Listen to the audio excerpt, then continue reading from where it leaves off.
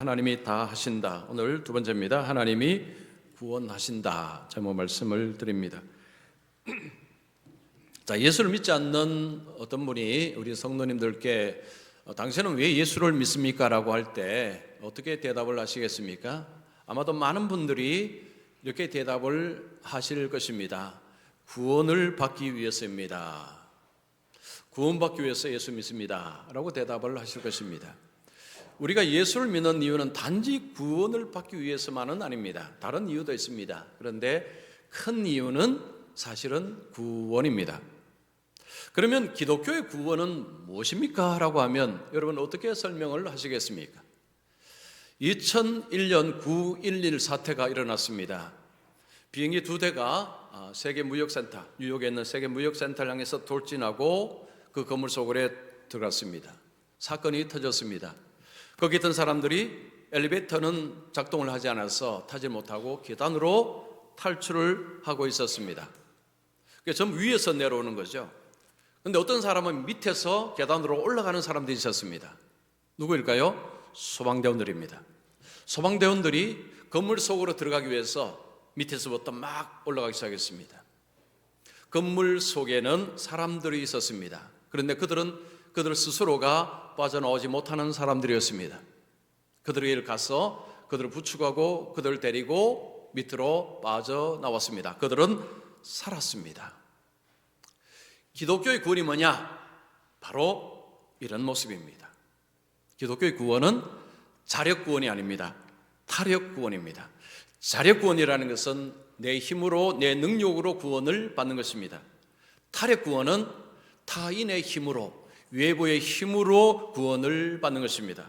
기독교의 구원은 자력 구원이 아닙니다. 타력 구원입니다. 보통 종교는 자력 구원을 가르칩니다. 유대인들에게 당신은 어떻게 구원을 받습니까? 라고 하면 이런 식으로 이야기합니다. 저는 율법을 지킵니다. 그래서 저는 의로운 증명을 했습니다. 그래서 나는 구원을 받습니다. 라고 이야기합니다. 이슬람교 신자들은 이 질문할 때 어떻게 대답을 할까요? 이렇게 대답합니다. 나는 성지순례를 했습니다. 나는 기도를 많이 합니다. 나는 약한 자를 도와줍니다. 그래서 나는 좋은 사람입니다. 그래서 구원을 받습니다. 기독교인들에게 똑같은 질문을 하면 어떻게 대답을 합니까? 나는 죄인입니다. 나는 하나님의 법을 깨웠습니다. 그런데 예수님께서 내 죄를 대신해서 지고 십자가에 죽으시고 부활하셨습니다. 그 예수님을 믿습니다. 이 믿음으로 구원을 얻습니다. 기독교의 구원관은 다른 종교의 구원관하고 다릅니다. 뭐가 다를까요? 타력 구원입니다. 내가 스스로 구원시키는 것이 아닙니다. 외부의 힘에 의해서 하나님의 은혜로, 하나님의 능력으로, 예수의 공로로 구원을 받습니다. 이것을 이야기하는 종교가 기독교입니다. 기독교의 구원은 하나님의 은혜로 인한 구원입니다. 그래서 예수 믿는 사람들은 하나님의 은혜를 이야기합니다. 하나님의 은혜를 많이 이야기합니다. 은혜에 기대어 살고 있습니다. 자, 오늘 읽은 이 말씀, 오늘 전체 본문은 말씀은 라합이 구원을 받는 과정을 이야기하고 있습니다. 라합이 죽음에서 구원을 받게 됩니다. 라합이 구원받는 과정이 우리가 구원받는 과정하고 거의 비슷합니다. 자, 그래서 오늘 본문을 통해서 하나님이 구원하시는 것, 결국 하나님이 다 하십니다. 이 구원을 보면서 우리 자신 속에 임하시는 하나님의 은혜, 하나님의 그 손길을 좀 경험하는 그런 시간 되었으면 좋겠습니다. 자, 첫 번째, 하나님은 은혜의 소망을 걸어야 한다. 하나님의 은혜의 소망을 걸어야 된다는 것입니다. 자, 두 정탐꾼이 여리고성에 들어가서 잡혀서 죽을 뻔했습니다. 그런데 잡히지 않았습니다. 여리고 왕이 보낸 군사들에 의해서 체포를 당하지 않았습니다. 왜 그렇습니까? 왜 체포당하지 않았습니까? 라합이 숨겨줬기 때문입니다. 하나님은 라합을 준비해 두셨습니다. 라합이 두 정탐꾼을 보호하도록 그렇게 하신 것입니다.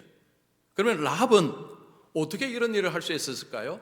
하나님이 꿈에 라합에게 나타나서 정탐꾼 두 사람이 여리고성에 갈 것이다. 너는 그 두 사람을 숨겨줘라 라고 하셨습니까? 아니요, 그런 일이 없습니다. 라합은 뭔가를 들었습니다. 뭘 들었습니까? 이스라엘에 관한 이야기를 들었습니다. 이스라엘의 하나님에 대한 이야기를 들었습니다. 출애굽을 통해서, 광야 길을 통해서 오는 과정을 들었습니다. 그래서 라합은 하나님이 온 세상의 하나님임을 믿었습니다. 그래서 그는 이스라엘의 두 정탐꾼을 숨겨주었습니다. 라합은 두 정탐꾼을 숨겨주고 두 사람에게 요구를 합니다. 뭔가 부탁을 합니다. 자, 12절 13절 보십시오. 그러므로 이제 청하노니 내가 너희를 선대하였은즉 너희도 내 아버지 집을 선대하도록 여호와의 이름으로 내게 맹세하고 내게 증표를 내라. 그리고 나의 부모와 나의 남녀 형제와 그들에게 속한 모든 사람을 살려주어 우리 목숨을 죽음에서 건져내라. 라합이 두 정탐꾼에게 나와 형제와 우리 부모님 모든 그 안에 모든 식솔들, 모든 가족들을 건져내기를 부탁을 합니다. 살려주기를 부탁을 합니다. 자, 여기서 우리가 이 라합이 두 사람에게 하는 표현을 보면은 라합의 믿음이 진정성이 있다는 것, 진짜라는 것을 알 수가 있습니다. 라합이 두 정탐꾼에게 뭘 요구합니까? 가족들을 다 살려주기를 원하면서 맹세를 하라고 말합니다. 맹세를 하라. 맹세는 입으로 하는 것입니다. 지금 문서로 하는 것이 아닙니다. 자, 우리는 중요한 계약을 할 때는 반드시 문서로 해야 됩니다. 구두 계약을 했다가는 나중에 큰일 납니다. 그래서 다 문서로 계약을 합니다. 라합은 두 정탐꾼에게 입으로 약속을 해달라는 것입니다.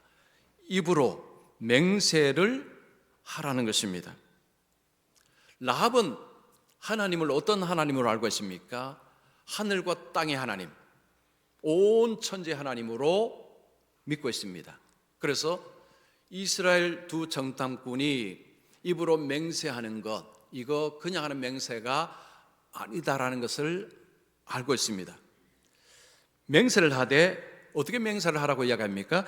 여호와의 이름으로 맹세를 하라고 요구를 합니다. 하나님의 이름으로 맹세한다. 이것은 엄청난 것입니다. 이스라엘 백성들도 하나님의 이름으로 맹세를 잘 하지 않았습니다. 맹세를 했는데 안 지켰다. 이것은 하나님 앞에 저주받는 행위라고 그들은 여겼습니다. 라합은 두 사람에게 하나님의 이름으로 맹세하면 된다는 거죠. 그것을 본인은 받아들이는 것입니다.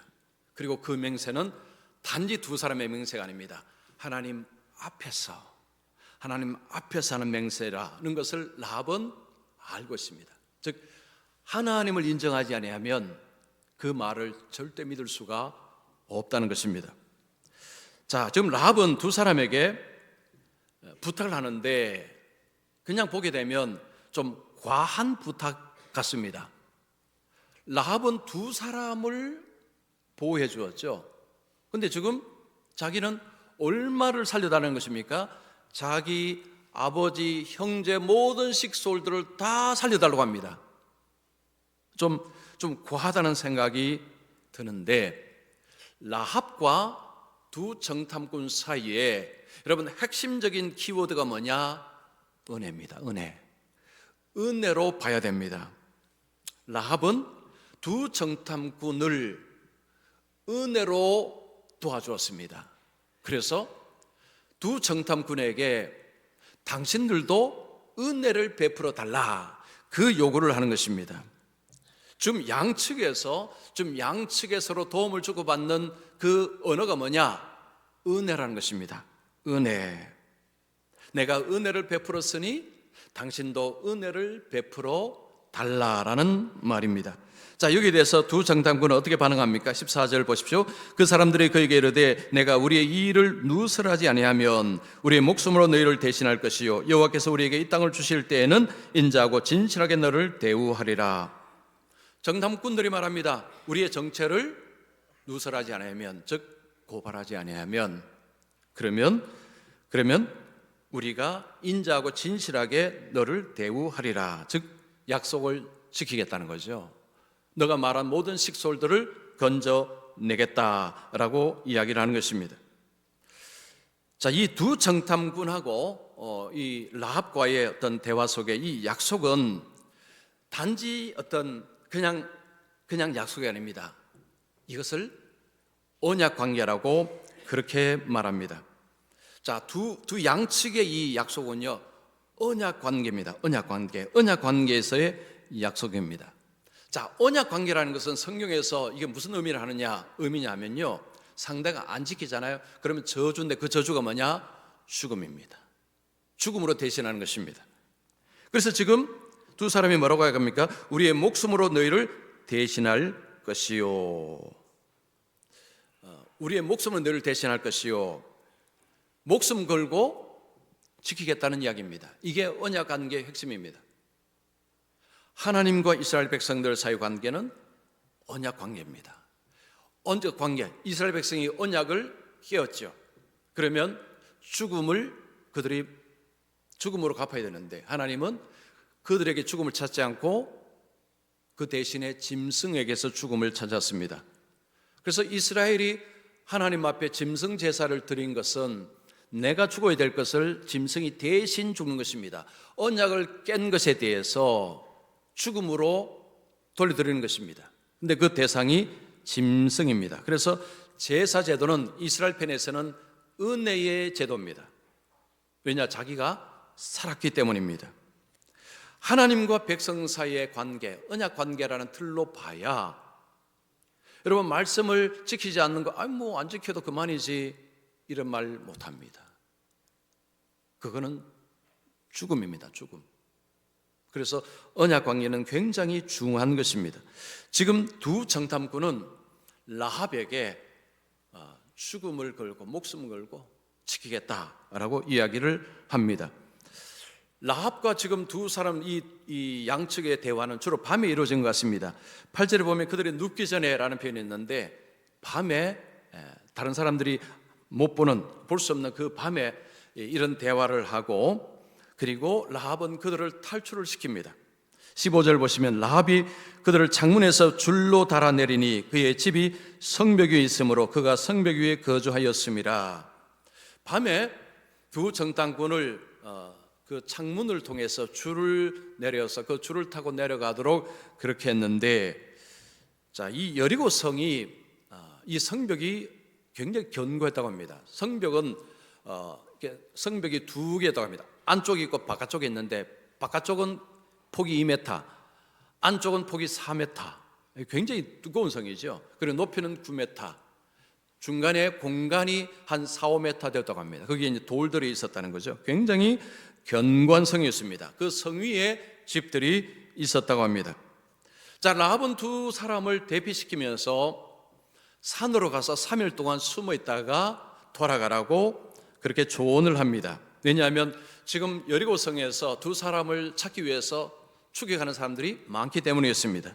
16절 보십시오. 라합이 그들에게 이르되 두렵건대 뒤쫓는 사람들이 너희와 마주칠까 하노니 너희는 산으로 가서 거기서 사흘 동안 숨어 있다가 뒤쫓는 사람들이 돌아간 후에 너희의 길을 갈지니라.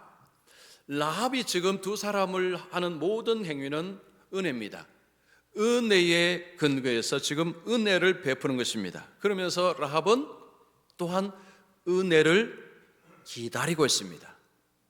은혜를 기다리고 있습니다. 은혜의 소망을 품고 있습니다. 여러분, 우리는 은혜의 소망을 품어야 합니다.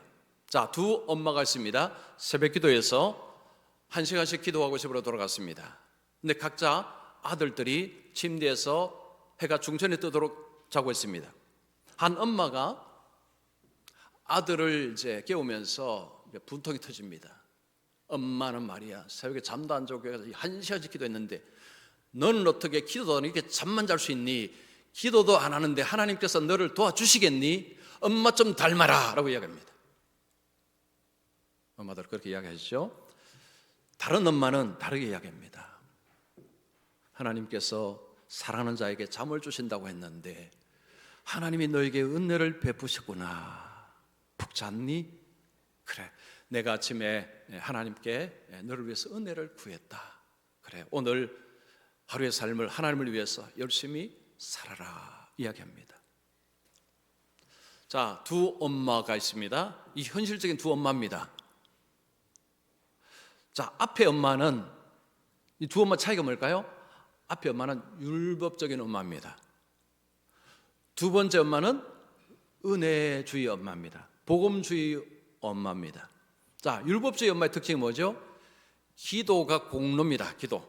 내가 기도했으니 기도가 공로로 작용합니다. 한쪽은, 다른 쪽은 언어가 뭐죠? 은혜입니다. 은혜. 하나님의 은혜를 구하였단다. 여러분, 우리가 양쪽에서 이 율법주의 엄마 그리고 은혜주의 엄마 중에서 어느 쪽이 더 친하십니까? 어느 쪽이 더 가까우십니까? 자, 율법주의 엄마에 가까우십니까? 아니면 복음주의 엄마에 가까우십니까? 율법주의 엄마에 훨씬 가깝죠. 우리는 이쪽에 훨씬 친합니다. 은혜보다는요, 내가 나를 공로를 내세우고 자랑하고 하는 것을 훨씬 더 우리는 좋아합니다. 이것은 성경에서 말하는 하나님과 우리 관계가 아닙니다. 하나님 우리 관계는 은혜 관계입니다. 은혜 관계. 자, 라합은 정탐꾼에게 구한 것은 은혜입니다. 은혜. 겉으로 보면 거래 같은 느낌이 듭니다. 나도 이렇게 했으니 당신도 이렇게 해달라. 거래 같은데, 여러분, 거래는요, 하나 주고 하나 받는 것입니다. 둘 주면 둘 받는 것입니다. 그런데 지금 라합은 2명을 숨겨주고 몇 명을 살려달라고 했습니까? 지금 숫자가 많습니다. 이건 거래가 될 수가 없습니다. 이건 거래가 될 수 없습니다. 은혜는 가능합니다. 내가 은혜를 베풀었으니 당신도 은혜를 베풀어 주시옵소서라고 할 때는 이것은 이런 식으로 가능하다는 거죠. 더 쉽게 말하면 은혜는 내가 작게 베풀었는데 돌아오는 것은 크다는 것입니다. 이게 은혜의 구조입니다. 2023년 7월 22일에 강남구 신사동의 어느 버스 정류장에서 30대 여성이 버스를 탔습니다. 자, 버스 타시면 뭐 하죠? 신용카드나 교통카드를 가지고 찍어야 되지 않습니까? 근데 여성이 이제 교통카드를 찾으려고 막 주머니 찾다가 백 찾고 했는데 아이고나 없는 것입니다. 그러니까 여성이 막 당황해합니다. 그때 버스 운전사가 괜찮아요, 오늘은 그냥 타세요 라고 아주 친절하게 이야기해 줬습니다. 은혜를 베풀었습니다. 그래서 이 여성이 고맙습니다 하고 이제 버스를 타고 갔습니다. 이틀 뒤에 이 버스 회사로 이 음료수 10박스가 택배로 왔습니다. 음료수 그 봉투에는 그 운전기사 이름하고 배려에 감사합니다 하고 감사의 표현이 적혀 있었습니다. 운전기사는 조금의 은혜를 베풀었는데 얼만큼 돌아왔습니까? 어마어마하게 돌아왔습니다. 이것이 은혜의 구조입니다. 여러분, 우리가 하나님을 예배하거나 하나님께 봉사할 때 여러분 복 받기 위해서 하면 큰일 납니다. 자, 어떻게 됩니까? 은혜에 감사해서. 오늘도 예배 오실 때 하나님 은혜에 감사해서 내가 예배 드려야지, 오늘 예배 안 가면 괜히 나쁜 일 생길 것 같아서 교회에 예배하러 간다, 이러시면 안 됩니다. 그건 율법주의입니다. 율법주의. 은혜주의는요, 하나님이 내게 은혜를 이렇게 베풀어 주셨는데 내가 오늘 하나님 가서 예배하는 것이 당연하지 하고 예배하고 봉사하고 섬길 때 여러분, 하나님은 어떻게 하실까요? 하나님 또한 은혜를 베풀어 주십니다. 자, 고린도후서 9장 8절 말씀 우리 같이 읽습니다. 시작. 하나님이 능히 모든 은혜를 너희에게 넘치게 하시나니 이는 너희로 모든 일에 항상 모든 것이 넉넉하게 하여 모든 착한 일을 넘치게 하려 하심이라. 여기 보시면 하나님이 능히 모든 은혜를 너희에게 넘치게 하시나니, 이 표현 자체가 너무 좋지 않습니까? 하나님이 은혜를 베푸시면 째째하게 조금이 아니라 넘치게 넉넉하게, 그래서 우리로 하여금 착한 일을 할 수 있도록 하나님께서 그렇게 우리에게 은혜를 베푸신다는 거죠. 그래서 우리가 하나님을 섬길 때 여러분 율법의 구조로 가면 큰일 납니다. 은혜의 구조로 가셔야 돼요. 하나님이 은혜를 이렇게 많이 베풀어 주셨는데 아이고 내가 하나님께 예배하고 섬기는 것이 지극히 당연하지. 그래서 또 하면 또 하나님께서 또한 아이고 참 기특하다. 그러면서 하나님 또한 은혜를 확 부어 주신다는 것입니다. 그래서 우리는 하나님의 은혜의 소망을 두어야 합니다. 자, 두 번째, 하나님은 약속을 믿는 자를 구원하십니다. 자, 두 정탐꾼은 약속을 지키겠다고 다시 한번 이명세 지키겠다고 다시 한번 약속을 합니다. 17절에 그 사람들이 그에게 이르되 내가 우리에게 서약하게 한 이 맹세에 대하여 우리가 허물이 없게 하리니. 자, 정탐꾼은 맹세한 것에 대해서 허물이 없도록 하겠다. 허물이 없도록 하겠다는 것은 죄를 짓지 않도록 하겠다는 것입니다. 하나님의 이름으로 맹세했습니다. 그냥 사람 대 사람과의 맹세가 아닙니다. 하나님 앞에서 하나님의 이름으로 맹세했기에 이것을 지키지 않으면 나는 하나님 앞에 죄를 짓는 것이다. 그래서 나는 죄를 짓지 않도록 하겠다라는 것입니다. 자, 두 정탐꾼 랍 사이에 이제 맹세하고 서로 이 약속을 하면서 두 정탐꾼은 랍에게 한 가지 요구를 합니다. 붉은 줄을 창에 매달아 놓으라고 요구를 합니다. 18절을 보십시오. 우리가 이 땅에 들어올 때 우리를 달아내린 창문에 이 붉은 줄을 매고 내 부모와 형제와 내 아버지와 가족을 다 내 집에 모으라. 두 정탐꾼은 우리가 살려줄 테니까 가족들을 다 당신 집에 모으라고 이야기합니다. 그리고 창에다가 붉은 줄을 달아 메어 두십시오. 그러면 우리가 당신 집은 공격하지 않겠습니다 라는 것입니다. 자, 라합은 살기 위해서 뭐 하면 됩니까? 붉은 줄을 달아내리고 다 모이면 됩니다. 자, 제가 질문을 할게요. 여러분, 이거 순종하는 것이 쉽습니까? 어렵습니까? 이거 어려운 분 계십니까? 그 어렵다는 분은 예수 그만 믿으셔야 됩니다. 이거는 쉬운 것입니다. 여러분, 이 순종을 하기 위해서 가장 중요한 게 뭘까요? 믿어야 됩니다. 뭘 믿어야 됩니까? 약속을 믿어야 이것이 가능합니다. 정탐꾼이 한 약속을 도저히 못 믿겠어 하면 그러면 나중에 이스라엘 공격이 올 때에 다른 사람들처럼 도망가든지 하여튼 막 다른 사람처럼 그렇게 할 것입니다. 정탐꾼의 그 약속을 믿는다면 붉은 줄 달아 내려놓고 온 가족들, 아버지와 형제들 온 가족들을 다 자기 집으로 모을 것입니다. 아버지 다 오십시오. 우리 집에 와야 삽니다. 약속했습니다. 오십시오라고 그렇게 할 것입니다. 자, 오늘날 기독교를 공격할 때에 뭘 공격한 줄 아십니까? 믿음을 공격합니다. 믿음이 너무 믿음을 너무 평가절하합니다. 그래서 사람들은 그런 이야기하죠. 하나님을 믿느니 내 주먹을 믿으라.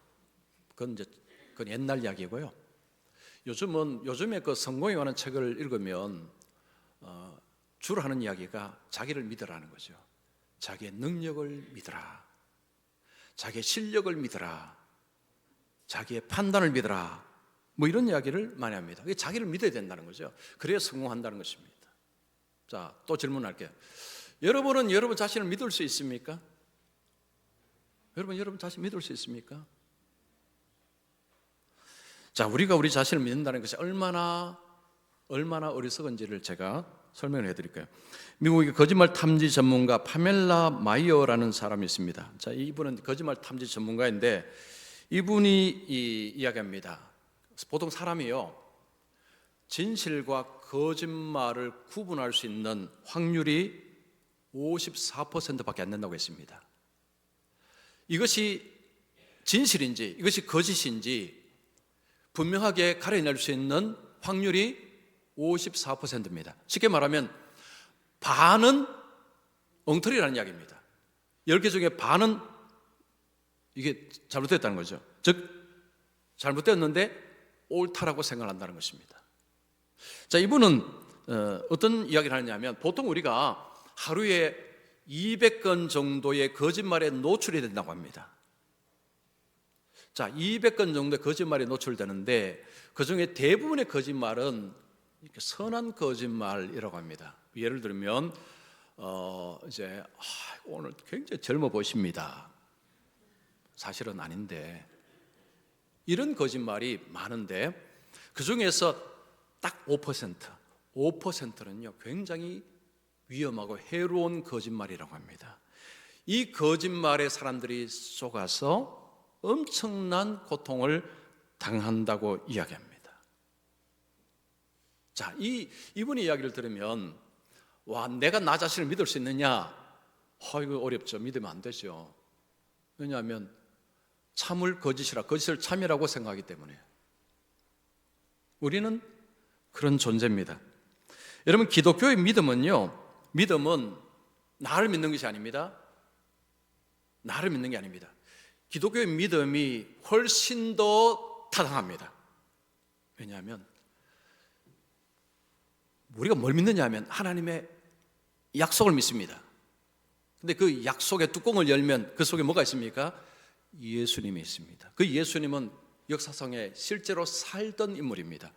허상 인물이 아닙니다. 허구의 인물이 아닙니다. 살았던 인물입니다. 그 삶에 대해서 기록이 다 나와 있습니다. 우리는 허상을 믿는 것이 아닙니다. 하나님의 약속을 믿습니다. 그 약속의 핵심 뭐냐? 메시아입니다. 그리스도입니다. 예수님입니다. 참과 거짓도 제대로 구분하지 못하면 나를 믿는다. 이게 오히려 낭패입니다. 이 땅에 직접 사셨던 그 예수님을 믿는다는 것은요, 이것은 더 분명한 믿음이 되는 것입니다. 여러분, 라합의 믿음은 그냥 믿음이 아닙니다. 약속에 근거하고 있습니다. 하나님의 이름으로 한 약속입니다. 라합은 단지 두 사람의 말 믿는 것이 아닙니다. 그 하나님으로 인한 그 약속을 믿는다는 것입니다. 라합은 이미 하나님을 알고 있습니다. 자기들은 하나님은 그냥 부족신 개념이 아닙니다. 온 세상의 하나님입니다. 그 하나님이라는 것을 자기는 안다라고 고백을 했습니다. 그래서 라합은 그 약속을 믿었습니다. 자, 21절을 보십시오. 라합이 이르되 너희의 말대로 할 것이라 하고 그들을 보내어 가게 하고 붉은 줄을 창문에 매니라. 그 말대로 붉은 줄을 창문에 맵니다. 두 정탐꾼은 이제 돌아가서 여호수아에게 갔습니다. 가서 라합에게서 들은 이야기를 전합니다. 24절 보십시오. 또 여호수아에게 이르되 진실로 여호와께서 그 온 땅을 우리 손에 주셨으므로 그 땅의 모든 주민이 우리 앞에서 간담이 녹더이다. 라합이 그 이야기했죠. 그들은 정탐에서 가보니까 그 가나안 땅의 사람들이 이 정신을 잃어버렸다는 거죠. 다 지금 주눅이 들어버렸다는 것입니다. 하나님이 우리에게 주셨습니다. 여호수아는 여리고성을 향해서 여리고성을 정복을 했습니다. 라합 그리고 부모의 가정 다 어떻게 되었습니까? 6장 25절 말씀. 자, 우리 같이 읽습니다. 시작. 여호수아가 기생 라합과 그의 아버지의 가족과 그에게 속한 모든 것을 살렸으므로 그가 오늘까지 이스라엘 중에 거주하였으니 이는 여호수아가 여리고를 정탐하려고 보낸 사자들을 숨겼음이었더라. 여호수아는 정탐군이 한 약속을 지켰습니다. 그들을 살렸습니다. 그들이 이스라엘 백성과 함께 거했다고 이야기를 합니다. 라합은 하나님의 은혜에 소망을 걸었습니다. 하나님께서 은혜를 베푸셨습니다. 달라스 윌라드라는 신학자가 있습니다. 이 사람이 하나님의 모략이라는 책을 썼는데 이 책에 보면 이 제트 조종사에 관한 이야기 나옵니다. 그 제트 조종사들이 훈련을 받을 때 중요한 것이 있다고 합니다. 이 제트 비행기는 하도 속도가 빨라서 이 비행하다 보면요 하늘과 바다가 구분이 안 된다고 합니다. 근데 바다인데 하늘로 생각하고 가다 보면 어떻게 됩니까? 바로 추락하는 거죠. 그래서 이 제트 조종사들을 훈련할 때는요 눈을 절대로 믿지 말라고 훈련시킨답니다. 너의 눈을 믿지 말아라. 그러면 뭘 봐야 되느냐? 계기판입니다. 계기판. 계기판만 봐야 된다는 거죠.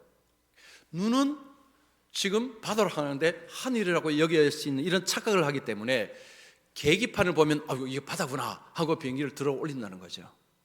그래서 이 계기판 보는 훈련을 아주 집중적으로 시킨다라고 합니다. 여러분, 우리 인생의 속도가 무지하게 빠르죠. 자, 원래 벌써 지금 5월 말입니다. 15분 전에 오십시오 한 게 그게 1월 달입니다. 1월 달. 근데 지금요, 이제 다음 주는 6월입니다. 여러분, 몇 살입니까? 라고 하면 금방 대답하실 수 있습니까? 전 대답 못 합니다. 계산해야 됩니다.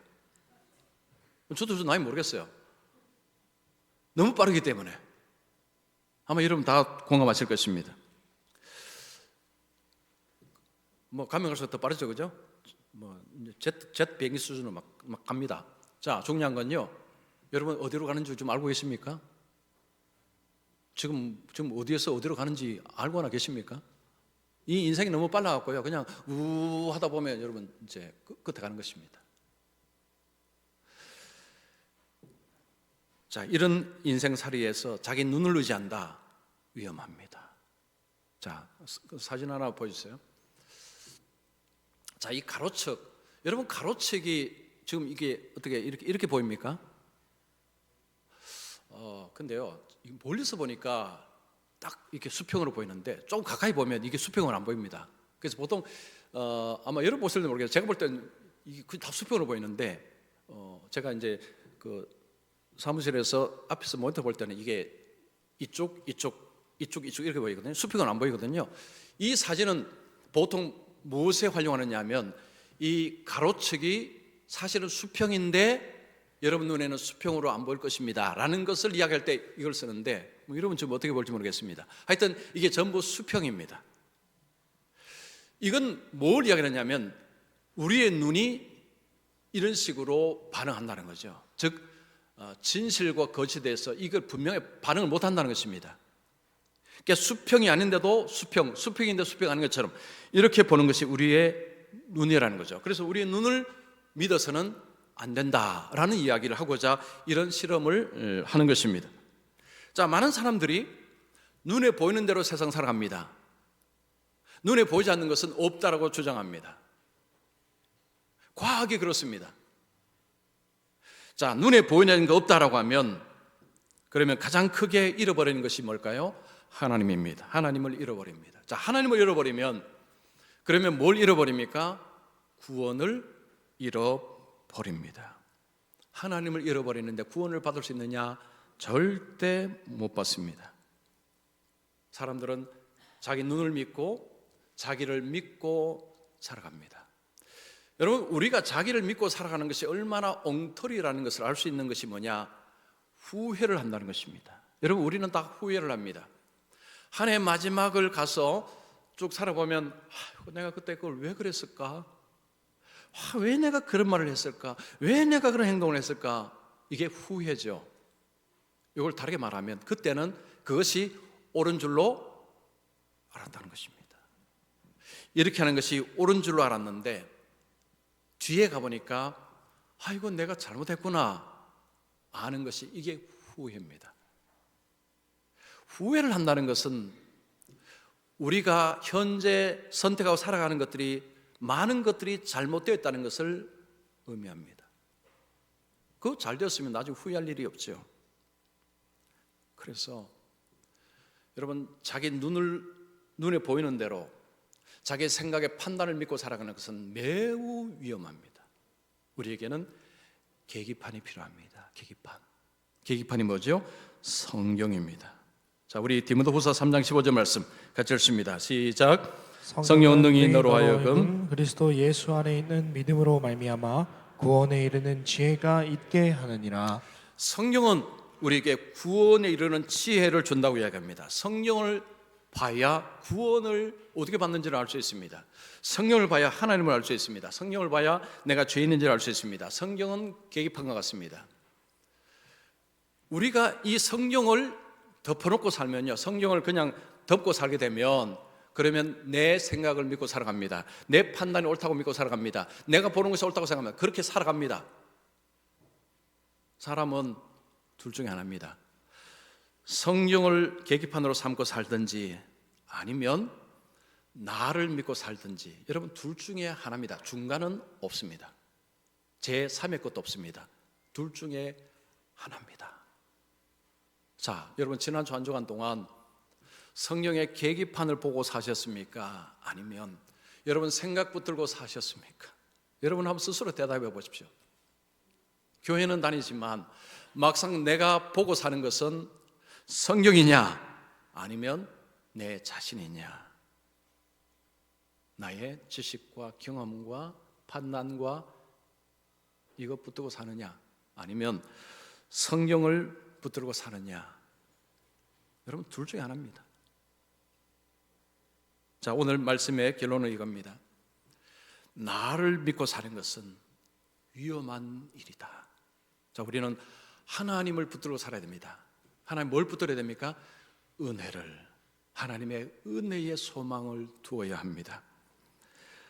하나님의 은혜의 소망을 둔다는 것은요, 하나님의 약속을 믿을 때 하나님이 구원하신다는 것이 그 속에, 은혜 속에 들어가 있는 것입니다. 그래서 자, 우리 오늘 예배드린 우리 성도님들은요, 자기 믿지 마시고 하나님의 은혜를 따라서 예수님을 믿고 살아가셔서 지금 내가 어디로 가고 있는지도 알고 내가 가는 목적지도 알고, 그래서 분명한 삶을 살아가는 우리 모두가 되시기를 축원합니다.